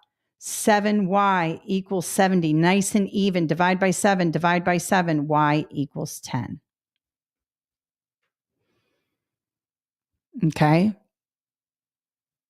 It may be more simple than this, but sometimes they give you one where there's a sock missing or color missing. So you take all this is part over whole, and whatever you don't have, you are turning into y. Let me do it one more time just because I know it can be confusing, okay? So let's do this here. It's saying the probability of selecting yellow squares is 5 out of 12. It's obviously a reduced fraction. 5 out of 12 is reduced because we have 14 and all kinds of stuff here, right? 14 plus y. So this is yellow over total equals yellow over total, or part over whole equals part over whole. So 5 out of 12 is the probability of yellow. So let's figure this out. 6 plus 8 plus y. 6 plus 8 is 14 plus y. That's your whole. And then we put the y on top, cross multiply, and solve for y. All right, let's do one more here. Okay, so choose all of the following that are equivalent to this expression, 4a squared. Now, when it says choose all, that means that you have to get it totally correct to get any points. You do not get some points for getting part of it right. You got to get the whole thing right. Okay. So right away, this is basically a factoring problem. You're going to factor things out. 2a plus 2a is 4a, not 4a squared. This is not correct. Now 4a times a, what's a times a? A squared. 4a times a equals 4a squared. So we're going to go ahead and grab that one. Check mark. 6a to the third minus 2a, you cannot subtract those.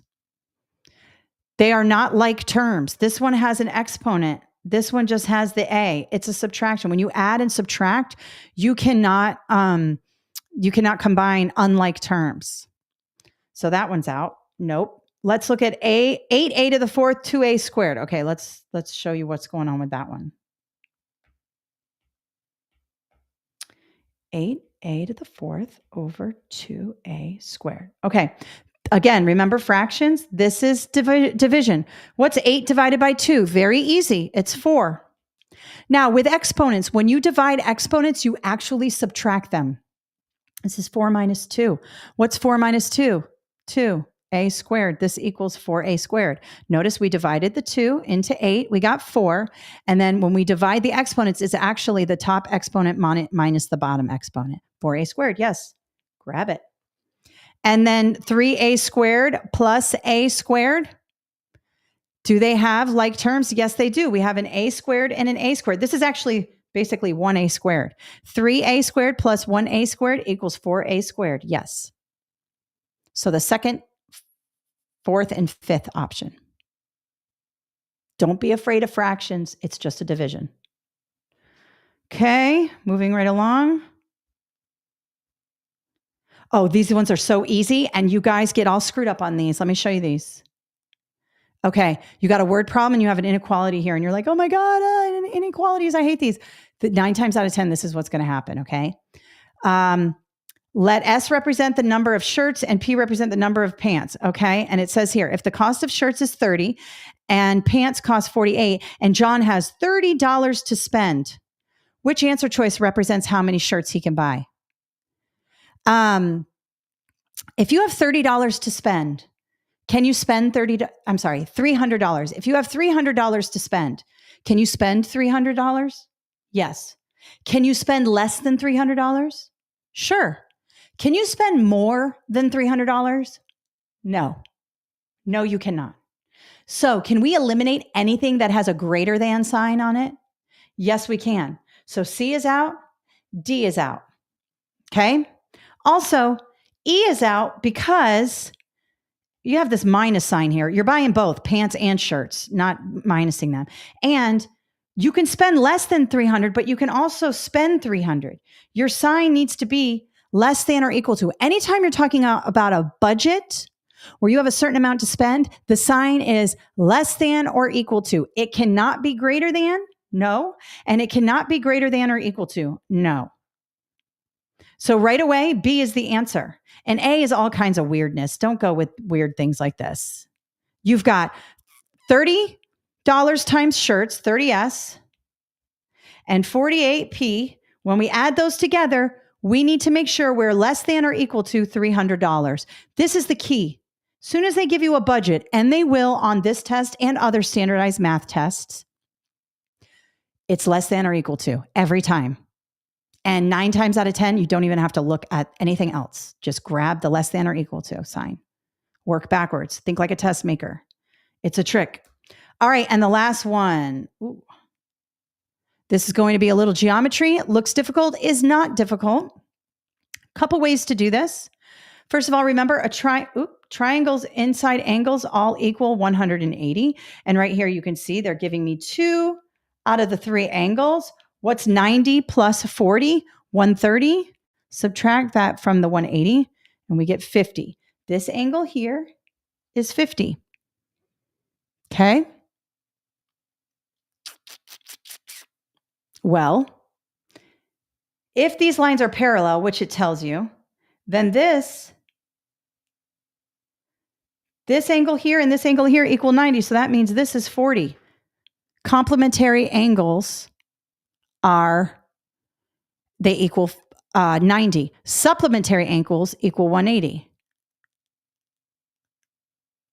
All right. So these are called vertical angles right here. I'm going to do it with a different color. Let me do it with red and purple.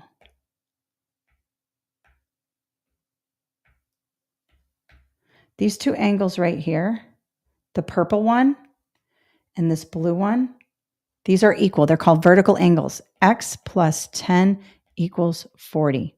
Minus 10 minus 10. X equals 30.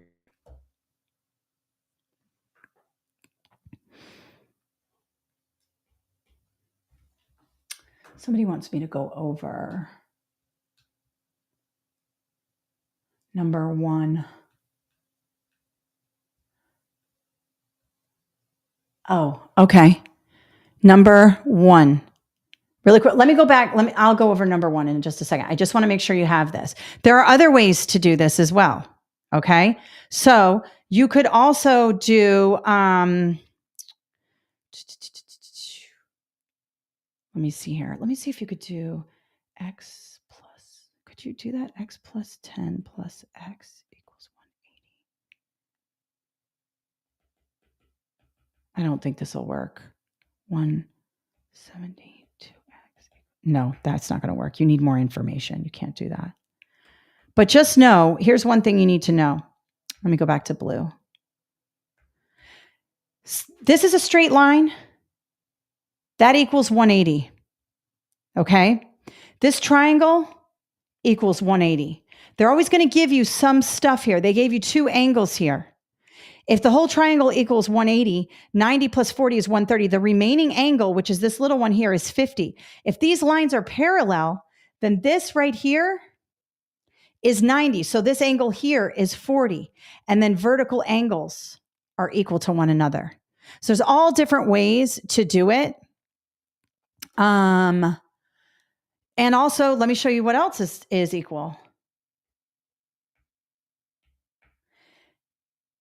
This angle and this angle are equal.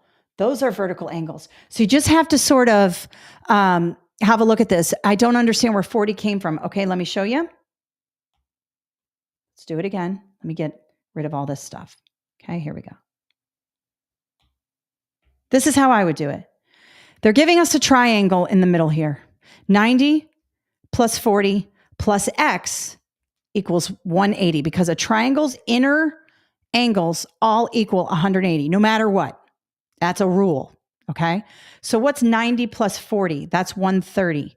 So these two angles added together are 130. So this remaining angle, this little angle right here is going to be 50 where the x is, okay? Sorry. Let me make it skinnier that way. This is 50, okay? Now, this right here is 90 degrees. How do I know that? Because A and B are parallel, and this line cuts it straight down, okay? So, and this is 90 degrees. If this is 90 degrees, this is 90 degrees because A and B are parallel. So if this is 90 and this angle is 50, then what's this angle? What's 90 minus 50? 40. Then we have vertical angles. This angle here is equal to this angle here. So we have x plus 10 equals 40 minus 10 minus 10, x equals 30. All right. Somebody wanted me to go over number 1 in the study guide. Let's go here. Okay, this is super easy. Let me write this number down. Let me put it in a 3, 4, 5, 6, 7, 8.012. Okay, and it's multiplied by 100. Okay. So this number here is multiplied by 100. You want to pay attention to the decimal point. This is place value, okay? If you multiply something by 100, you move the decimal this way, but it's opposite because I'm opposite you. You move it to the right. The number gets bigger. If you divide by 10 or 100, it gets smaller. The decimal point moves over. So let me just, it's asking what digit will be in the 10,000s place. Let me just, 10,000s place. I'm just writing this down so I can go back to my presentation. If the number is multiplied by 100, which digit will be in the 10,000s place? Not the 10,000th place, the 10,000s place. Okay, so let me go back to here. So we have, I apologize for my ugly handwriting here. Let me make this a little thicker this time. So we have 3, 4, 5, 6, 7, 8.012, and we're multiplying by 100. So we're going to move this over 1, 2, because we multiply by 100. Okay, so this becomes 3, 4, 5, 6, 7, 8, 1.2, and then we fix our commas. So what's in the 10,000s place? All right, so this is the ones, tens, hundreds, thousands, 10,000s. It's going to be 6. This is basic place value. I go over a lot of this in the book. Okay. All right, so let me show you where to get some more resources here. First of all, I have this book, 20% coupon headed your way, and I have an online course. Let me show you the online course, especially those of you who are having a tough time with things. Let me go here. Okay, so this is the online course. This is just the reading, but let's go to the math. The math is crazy. It has so much. I have actual videos to talk about how to use the calculator and, of course, how to solve different problems and things like that. And I go through all of that here, right? I've got videos to help you with all of that. But one of the best parts of this is that I go through the practice test. So you start the practice test and you do it online, just like you do, in the actual test. And then I have explanation videos that go through every single problem. So we could do fractions, we do everything. Then we have practice test 2, 11 through 20, and they're broken up so you don't have to watch an entire video. Like they're broken up in 10. So the first video is 1 through 10. Second video is 11 through 20. Third is 21 through 31, 31 through 40, and it goes on. And I do all of the practice tests that way. And the same with this one. This one is a pre-test, practice test 1. videos for every single question. So you can take out your book and do them along with me, or you can do them on your own and just watch the videos that you had issues with. It's all different ways in which you can do it. For the writing, those of you who had trouble with the writing, I have very in-depth stuff on grammatical relationships. I go through, all of it. Who versus whom, the whole deal. You're going to get a lot here. Structural relationships, just go through every part. And then for the text production, I've got the argumentative, I've got the rubric, I've got prompts, and of course, stuff here. And then I have a whole thing on how to use Chat GPT to score your essays and to help you. And I even have the prompt, and I show you how to do it. Because to practice your essays, it helps to use Chat GPT. And I give you a whole thing on how to do that here, and a prompt to copy and paste in there. It's very helpful. I would definitely be using AI. AI is the best. I love it. I'm going to do a lot more videos on AI. Okay. Beyond that, let's go here. Oh, was I sharing? Yes, I was sharing. Was I sharing? Yes. Okay. I was sharing. Sorry. I had to check really quick.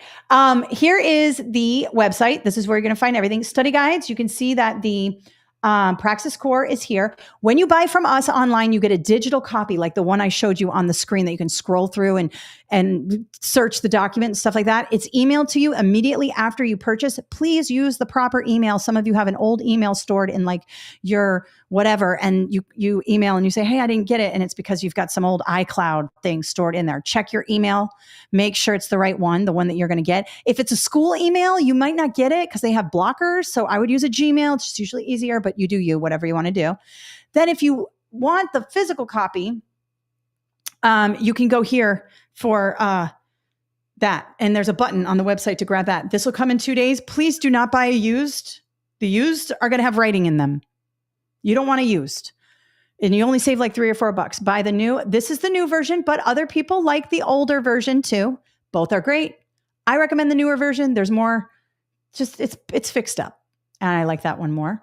Also, if you've bought books from me, especially the new teaching reading, I would love a review from you guys. I'm really trying to get more reviews on here. A lot of people use my books, and I know a review is like a pain in the butt, but if you love it, if you wouldn't mind reviewing it on Amazon, that would be amazing. Thank you. Thank you.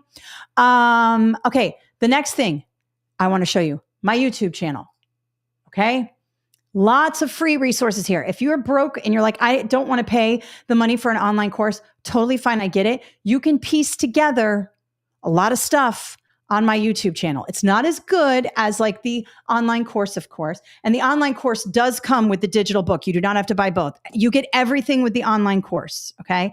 And you can buy just the writing or just the math. You don't have to buy the whole thing. But if you're like, I don't want to spend that much, that's totally fine. I've got playlists on Praxis Core. I've got a math playlist. I have a grammar playlist, which isn't at the front, I don't think, but you can go to playlists and grab the grammar. Where's my grammar? I don't know. You have to search it, but I have a whole big thing on grammar playlists. And one of you said it's really helps. I have essays and I have Praxis Core playlists, all of it. So just check that out. Also, if you like TikTok, I am on TikTok doing a lot of things. This video here is the one. Let me pause it. This video, we'll link it up.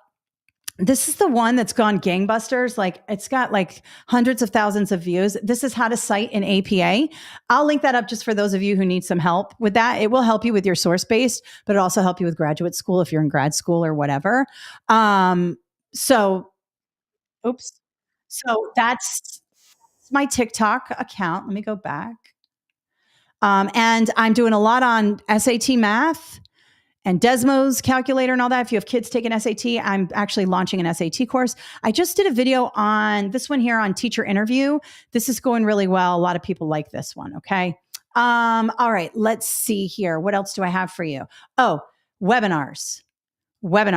Some of you are asking about the 5355. It's coming up April 12th. I'm also doing the SLLA next week. This is for my leaders who want to be assistant principals. And you might be like, well, I just became a teacher. You know what? You can attend this webinar anyways and learn a lot because you may want to be an assistant principal someday. You may just want to attend because there's a lot of good information in this webinar, especially those of you who want career moves. I just did this Foundations of Reading. Some of you need that. Just did the elementary ed. Also, this teacher interview process, those of you interviewing, watch this webinar, I also have a course for that. I have so many different resources for this. I'm doing this again at the end of April, I believe, live. PLT, how to lesson plan, leadership interview. What else do I have? I've got, where's my classroom management? It's probably coming up because I'm going to be doing that. How to start the school year off with success. This is all about classroom management. So do that. I'm coming up with 2 new online courses. It's going to be Chat GPT for teachers. I'm in the middle of building that, and classroom management. But I've got Teach, a survival guide for new teachers here, Foundations of Reading, those of you doing that. All of these are our online courses. This one, where's the core? Praxis Core comes with the digital book, and you can just buy the one portion. We also have an app. You can access all your courses on the app. When you do the math, though, I recommend doing it on your desktop and pulling up that desktop calculator so that you have practice, like you're practicing with the desktop calculator.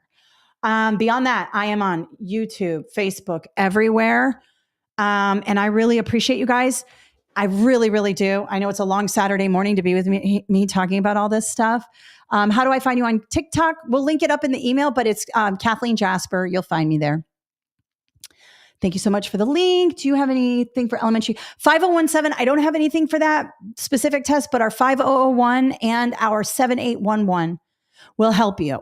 I have a couple free webinars on that. I have some videos. Go to my YouTube channel under 7811. And that will help you with the 5017. Bought the teacher interview course. So good. Oh, good, Kristen. Yes. The teacher interview course, it's under my online courses. I used to interview teachers, hundreds of teachers. I know exactly what they're going to ask you. I know what you should say. I've done a couple free videos on it. Check them out on YouTube and TikTok and all that. And do that. Is it possible to reset the practice tests on the online course? You could take them again and again. Yeah. And it doesn't, in the book, you see the answer explanations, but in the online course, yeah, you do see the online. Yeah, you do see them when you hit the answer. But yes, you can just take it again. 7813 CKT. Yes, I have 7813. That's the math. And I have an online course for it and everything. So check out my website under 78. Hang on, let me share screen. Sorry. Let's show you where to get that. Boop. Boop. So I have a course, online course 7811. Where are you? So, here it is, 7813. And then I have study guides for the whole thing. I only did the math section because it seems like people need the math section most for that. Elementary education, 7811 is the whole book. You just need the 13. There it is. Okay. And you can get it on Amazon, but you got to buy the whole thing. Please, please, please, if you like my books, review them on Amazon, especially the teaching or the foundations of reading. A woman gave me a 1-star review because she was mad at Amazon. She said that Amazon doesn't raise their prices. So she gave me a 1-star review. And I'm like, man, I didn't raise the prices. Amazon did. And the 20% off coupon doesn't work on Amazon. We can't give those on Amazon. It's only on what comes on our website. So if you're watching this in the future, it's all in the description below. But if you get the physical, you got to pay full price, but it's worth it. Don't print this out. That'll waste your ink. Do you have anything for NES Praxis for elementary 101 and 102? Yes, the 5001 will help you. That will help you with that. Have you heard that they are doing away with the Praxis Core? Some states are, not all states. Some states may be getting rid of the Praxis Core depending on your ACT or SAT score. Others may be getting rid of it altogether, but this is left to the states. So some states will have it and some states won't. It just depends. Most are doing Praxis 2 now. Everybody takes the Praxis 2. Everybody takes the Praxis 2. That's your subject area. This is the Praxis 1. This is totally separate. Praxis 2 are the subject area exams. And then there's the PLT, which is the one that governs all of education, the ethics and things like that. Most people have to take more than one test. Most states require the basic skills and the Praxis 2.